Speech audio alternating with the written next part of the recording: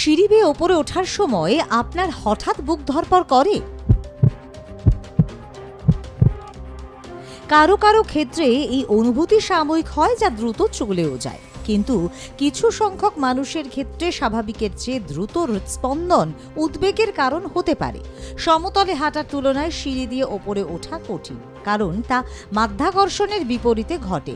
বেশিক্ষণ সিঁড়ি দিয়ে উঠলে পায়ের পেশি ভারী হয়ে আসে, দেহে অক্সিজেনের প্রবাহ কমতে থাকে, যার ফলে শ্বাস প্রশ্বাসেও সমস্যা হতে পারে।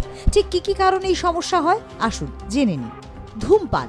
ফুসফুস ভালো রাখতে ধূমপান বন্ধ করা খুবই প্রয়োজন। ধূমপানের কারণে ফুসফুসের বায়ুথলি দুর্বল হয়ে যায়, যার কারণে ঠিকমতো অক্সিজেন পায় না শরীর, আর তখনই হৃদস্পন্দনের সমস্যা দেখা দেয়।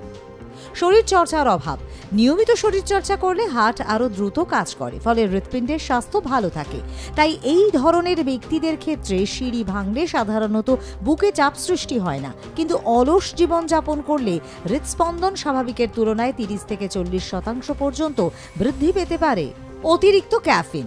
অতিরিক্ত ক্যাফিন গ্রহণ স্বাস্থ্যের ওপর নেতিবাচক প্রভাব ফেলতে পারে। শরীরে ক্যাফিনের পরিমাণ বেড়ে গেলে ঘুম এবং হজমের সমস্যা হয়।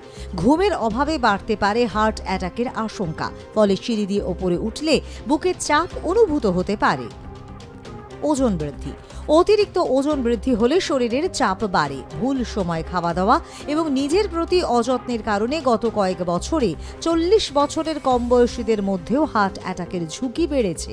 অনেক সময় পারিবারিক ইতিহাস বা জেনেটিক কারণও দায়ী হতে পারে। রক্তাল্পতা। রক্তাল্পতা বা অ্যানিমিয়া হলে শরীরে পর্যাপ্ত অক্সিজেন পায় না। এর কারণে হৃৎপিণ্ডের ওপর অতিরিক্ত চাপ পড়ে, শেষে হার্ট ফেলিওর পর্যন্ত হতে পারে। আর অ্যানিমিয়া রোগীদের ক্ষেত্রে সিঁড়ি দিয়ে ওঠা নামা করার সময় মাথা ঘোরা বা দুর্বলতা অনুভব করাটাও খুবই স্বাভাবিক। সিঁড়ি দিয়ে ওঠানামা করার সময় হৃদস্পন্দনের সঙ্গে বুকে অস্বস্তি বা শ্বাসকষ্ট দেখা দিলে সেগুলির দিকে মনোযোগ দেওয়া খুবই জরুরি। এক্ষেত্রে অবশ্যই চিকিৎসকের সঙ্গে পরামর্শ করা প্রয়োজন। সহজ কিছু পরীক্ষার মাধ্যমে উপসর্গগুলি কতটা ক্ষতিকারক তা জানা সম্ভব। এছাড়াও ফিটনেস বাড়ানো এবং মানসিক চাপ এবং উদ্দীপক পরিহার করুন। তাই ভয়ের কিছু নেই। আধুনিক জীবনযাত্রায় মানসিক চাপের কারণে মানুষের মধ্যে এই ধরনের সমস্যা সাধারণ। জীবনধারা এবং খাদ্যাভ্যাসে পরিবর্তন করে অনেকাংশে এই ঝুঁকি নিয়ন্ত্রণ করা সম্ভব।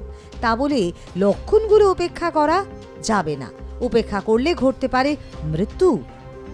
তাই সুস্থ থাকুন, সজাগ থাকুন। ব্যুরো রিপোর্ট, আর প্লাস নিউজ।